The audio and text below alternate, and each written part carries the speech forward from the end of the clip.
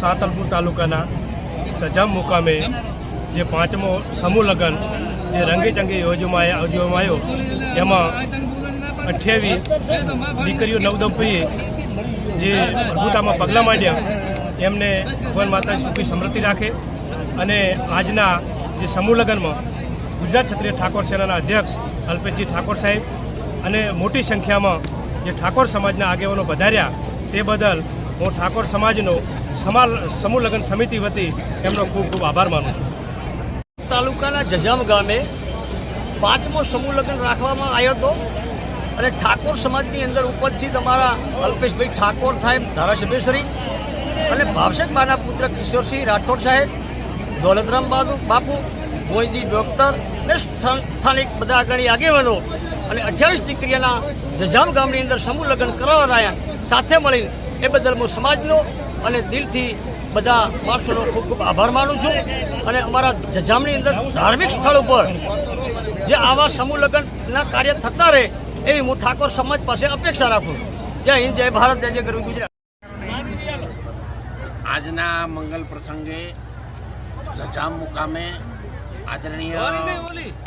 સદારામ બાપુના આશીર્વાદથી ભાવસિંહજી બાપુના પરિવારમાંથી કિશોરસિંહજી પધાર્યા છે, આદરણીય જેમુજી છે, બાબુજીભાઈ છે, આપણા સમાજના સૌ આગેવાનો ભેગા મળી અને જે સમાજમાં જેનો હાથ પહોંચી શકતા નથી એવા દીકરીઓના પીળા હાથ કરાવી અને સમાજમાંથી વ્યસન મુક્તિ, અંધશ્રદ્ધા દૂર થાય, કેળવણીમાં સમાજ આગળ વધે, નારી શક્તિનું કલ્યાણ થાય, વૃક્ષારોપણ કરી અને